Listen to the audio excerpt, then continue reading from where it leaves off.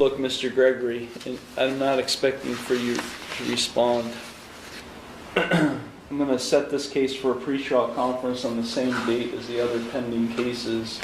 You are facing a lot of jail time in these cases, and I don't want to hear any excuses from you today or at any time about why you're driving.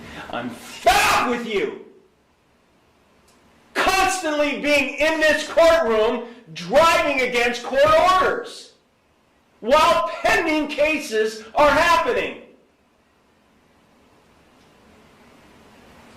This is constant, well before Mr. Loftus was ever involved in representing you.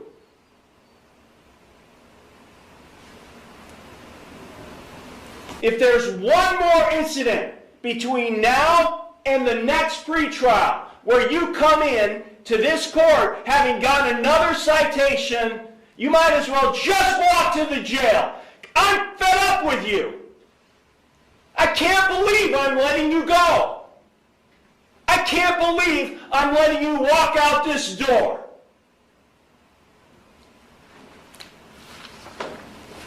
It's constant with you. And I don't get why I keep being so generous to someone who just thumbs his nose at me. Get your client out of here. I don't want to see his face until the next pretrial. Bond is set, $5,000, personal recognizance, not to operate or be in the driver's seat of another vehicle. Thank you, Mr. Loftus. Welcome back, because today's courtroom lineup is pure chaos with consequences. We're dealing with multiple defendants, multiple judges, and a whole lot of people who seem determined to make their legal situations worse. This video kicks off with a judge who has officially reached his breaking point. No patience, no sugarcoating, and absolutely no tolerance for excuses. One defendant, Gregory, is out on bond for driving without a license and somehow still thinks getting behind the wheel is a good idea. The judge doesn't just warn him, he practically begs him to stop sabotaging himself. But that's only the opening act. From there, things escalate fast. We move from stern warnings to instant custody, profanity in front of school kids, and then into an entirely different courtroom where a defendant manages to lose his own lawyer mid-hearing by filing reckless motions behind his back. This is a perfect storm of bad decisions, courtroom discipline, and judges who are not here to play games. Stay locked in, because every segment somehow tops the last. Okay, Ms. Sullivan, did you understand all of the rights and plea options I just explained to everyone? Yes. Do you have any questions regarding any of those? No. Do you recall receiving a copy of the Yes. citation that was issued on November 1st, 2022? Yeah. Okay. You're charged with 2 counts. The first charge is driving under suspension. That is a first-degree misdemeanor. If convicted of this offense, you face a maximum 180 days in jail, a maximum fine of $1,000, and I could impose a license suspension of up to 1 year. And this is a 2-point violation. So do you understand the consequences you face if convicted of that charge? Yes. The second charge is use of headlight beams. That is a minor misdemeanor. That is punishable by a maximum $150 fine and court costs. Do you understand that? Yes. The officer, I don't know why he checked not applicable on the ticket, but it is very applicable. If you need to provide the court proof of insurance that on the vehicle you were driving on November 1st, 2022. If you're not able to provide this court proof of insurance on the vehicle you were driving that day and are convicted of this offense, you do face a mandatory non-compliance suspension with the Bureau of Motor Vehicles. Do you understand that potential consequence? What did you mean by non-political, whatever the fuck did you say? What did you mean by non-political, whatever the fuck did you say? Take her into custody. Did you just use the F word in front of these kids and in front of me? Did you just do that? Take her into custody, go down in jail, and then think about what you just said to me in this courtroom in front of these kids, and then maybe, just maybe, I might take your case up later today. Okay. Go. Get out of here. Sir, come. Get out of here. This moment right here tells you everything you need to know about Gregory's situation. The judge isn't confused, curious, or undecided.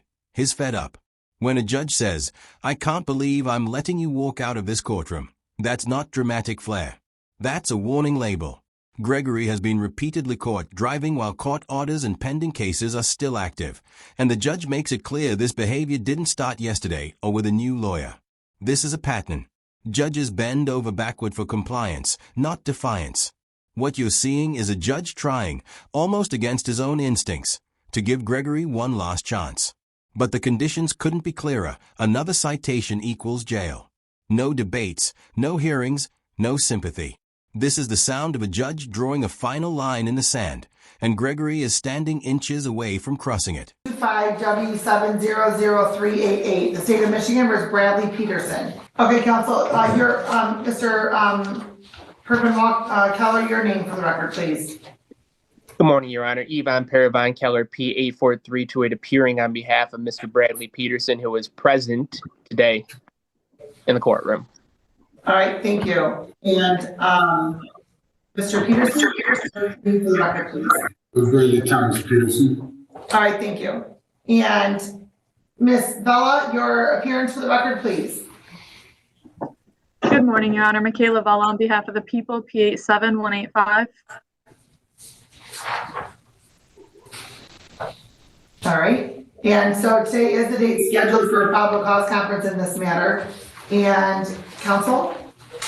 Your Honor, I had the opportunity to speak with Mr. Peterson in the breakout room, and this is something that the court may be aware of, and I am not. Mr. Peterson had recently come out of being incarcerated for the purposes of these proceedings. He got out on bond, and that was arranged. Mr. Peterson and I had discussed a number of things in the breakout room. We discussed going forward with strategy in this case, and Mr. Peterson had informed me that he had filed a motion with the court to remove the judge from this case.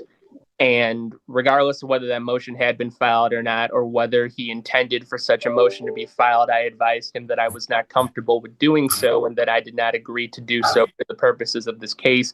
And as such, him and I discussed that this was going to be a stopping point in going forward with representation. And as such, we parted amicably. And at this time, I would ask to be allowed to recuse myself from this case, Judge. When the judge sets a $5,000 personal recognizance bond and explicitly orders Gregory not to be in the driver's seat of any vehicle, that's not optional language. It's a legal command. Personal recognizance means Gregory isn't paying cash up front, but it also means the court is trusting him to follow strict conditions. And trust like that runs out fast. This is also where people misunderstand leniency. Letting someone walk out doesn't mean the judge is soft. It means the consequences are now fully loaded. Violating bond conditions can land Gregory in jail faster than the original charges ever could. The judge isn't negotiating anymore. He's documenting restraint. If Gregory messes up again, this transcript becomes Exhibit A, explaining exactly why the hammer came down. All right, so counsel, you are asking to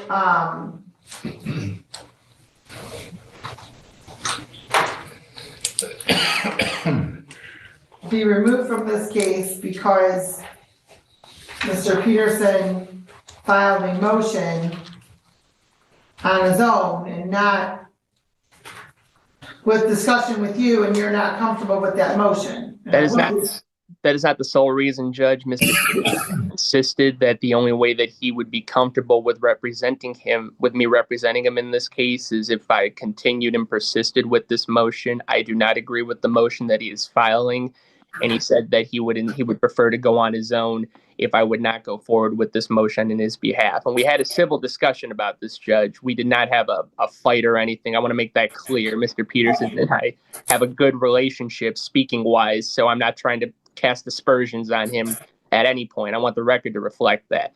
But this is an impasse that we have reached, and that is the reason I have brought this to the court's attention. Okay. All right, the court will note that there was a motion that was filed today asking for this court For the videotape? hearing a bell and charges.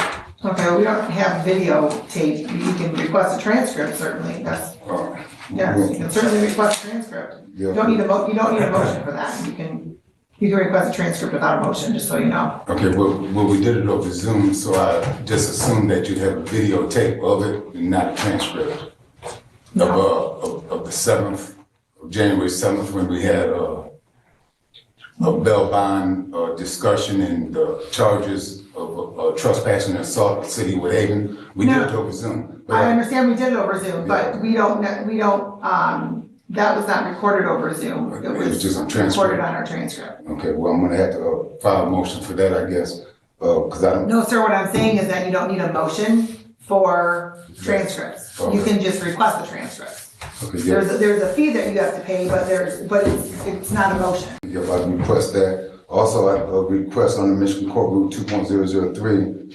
I believe it's filed that on the 17th on Friday or something like that. So Okay, hold on, just one moment.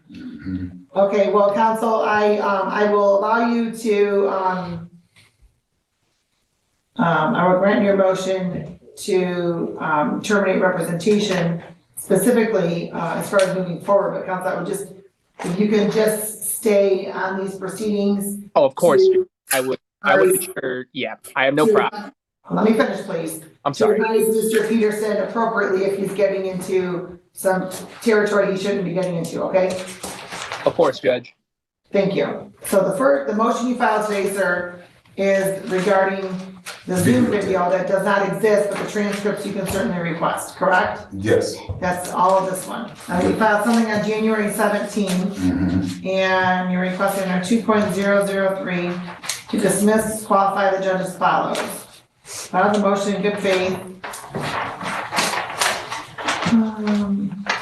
Fair bond conditions and restrictions to stop U.S. public protests at the city of Woodhaven public schools are biased favors given to plaintiff. Okay, well, sir, I can tell you that that's not, that's a condition this court put in because that's what's alleged as a violation. So to protect the complaining witnesses, that's what the court put in. Just as in any assault case, sir, I put a no contact provision in. And so that is why I did that, not because there's any bias at all. Well, if you keep not, reading, not at all. If you keep reading, Your Honor, you'll see that the U.S. Federal Court, Judge Grant, Your Honor, because the city of Woodhaven tried to put a PPO on me, specifically told them, case dismissed, that he cannot violate my constitutional rights. And then we shift to Miss Sullivan, and this is a masterclass in what not to do in court. Everything up to this point is standard procedure, rights explained, charges read, consequences laid out clearly. The judge is doing his job. But instead of listening, Sullivan fires back with profanity in a courtroom full of school kids. That single moment changes everything. Courts are built on decorum. You don't get warnings for profanity directed at a judge, especially in front of minors. Notice how fast the tone changes. There's no debate, no lecture, no second chance. The order is immediate. Take her into custody. This is judicial authority in action. Disrespect isn't punished emotionally. It's punished procedurally, and it happens instantly. Okay, Now, sir. and I think that's the issue. Oh, hold on, please, just one moment. I understand that you think that that's the issue. I'm not trying to violate your constitutional rights. What I'm trying to do is that there is, right now, that there's a complaining witness.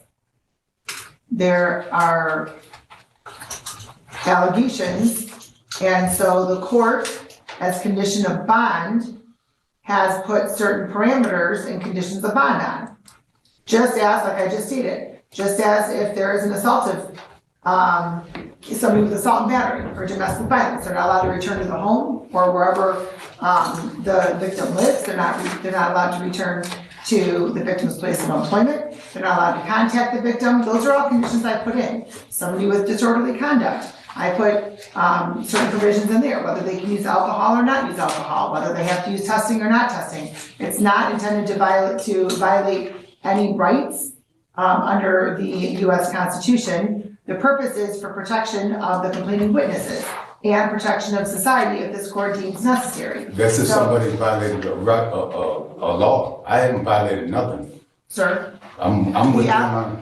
the allegation is that you assault or resist an obstructed police officer causing injury and trespassed.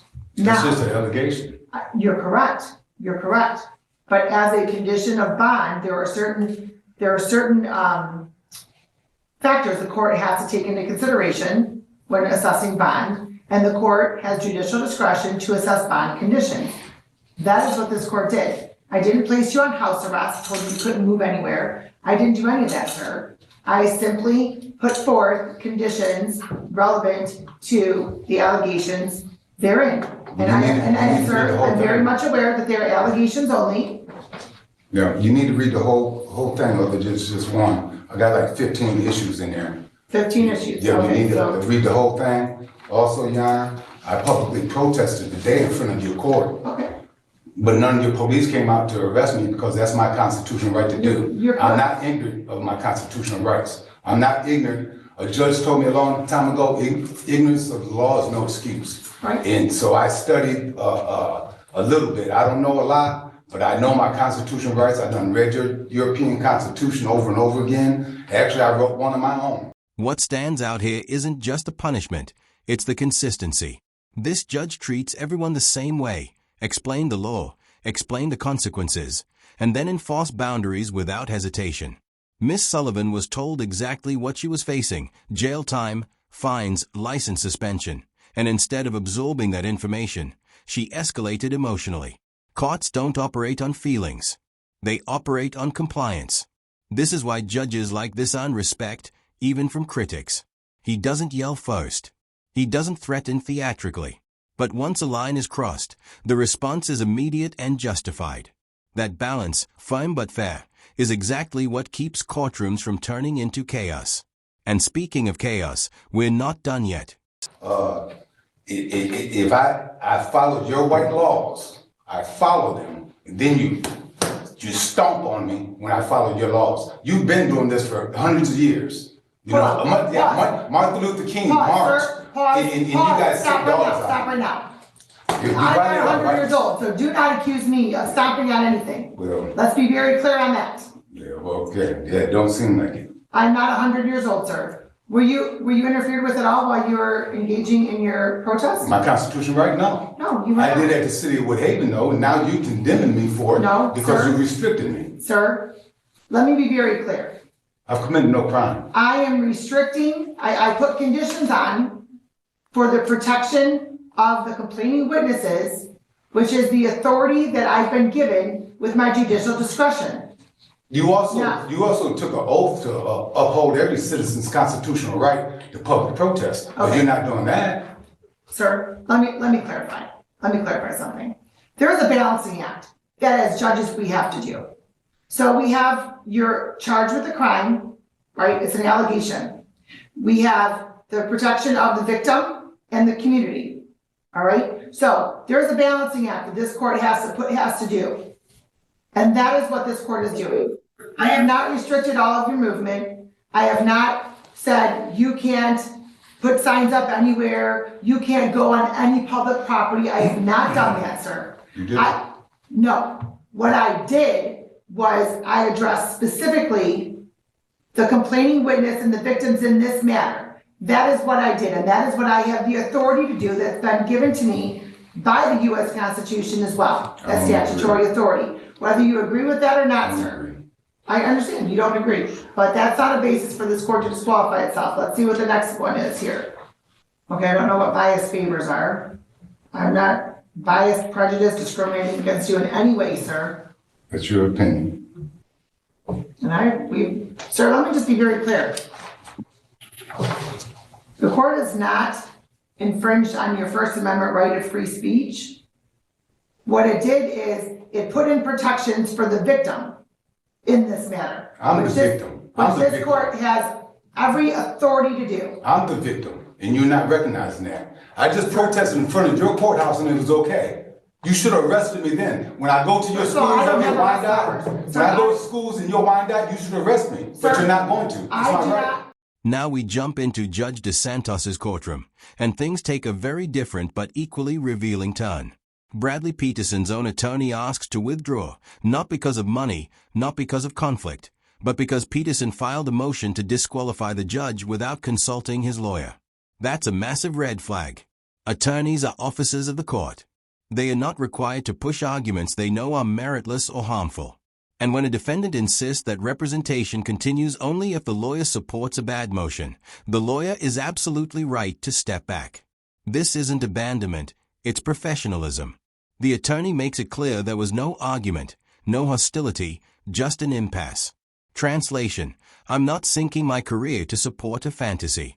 Clarify, I as a judge do not have the authority to arrest you myself. Well, they don't either. They took an oath to uphold my civil rights, whether they like it or not. Sir, did anybody arrest you here? You weren't supposed to. It's my constitutional right to do. Just like in the city of Woodhaven. This is what I'm trying to get through to you. You're trying to say, no. There's allegations against you that you did this, and this. I'm trying to tell you I exercised my constitutional rights, and they violated me. I'm the victim. And sir, that is everything that will come through discovery and whatnot. At this stage, this is considered pre-trial. I know what this is. So I've been through your system before. So also, Your Honor, I've asked if you don't dismiss yourself, I'm asking for another judge to hold. Just one moment, please. This court, sir, has to take the allegations and there's a process. Like I don't know it. I know your process. I've been down your roads before. But I don't know I'm what 15. roads of mine you've been down, sir. I'm 15. Or you've been here, excuse me. You've been here in this court a number of times Yes, as I have. other matters have been disqualified. Yes, I And you have. have been treated with respect and fairness. And I believe you've even stated that That's not yourself. all entirely true. Hold on, sir. I believe you've even stated that yourself. Yeah, but that's not all entirely true. You wasn't here to dismiss the posted signs, was you? You should have been here when the prosecutor dismissed City of Woodhaven posted signs. What? You didn't show up then. Hold on, sir. I don't even know what one that is you're talking about. Well, there was the one that we was going through and postponed. The City of Woodhaven the wrote federal one? violation. No, they wrote violations on me for posted signs in this case. In other cases. Because I was protesting in the City of Woodhaven. Okay. But on the day that you were supposed to be here to have that case dismissed, another judge took your place. You think I'm sleepy or stupid? I'm not. But I'm 15. Stop there right now, sir. Stop there right now. I don't think you're sleepy and I don't think you're stupid. When was that case? The one that you're talking about that I had another judge sitting for me, when was that case? That was, I don't know the exact date of it, but I know the case was dismissed by a prosecutor. Okay. Was that about a year ago, sir? It was last year. Last year. Yeah. Okay, well, the time that I had somebody sitting here in my place was because I had to go to Illinois on an emergency basis because my father had a stroke. Oh, my fault. So instead of having everything dismissed, I made sure I had another judge here to cover. So do not accuse me of thinking that you're sleepy or stupid.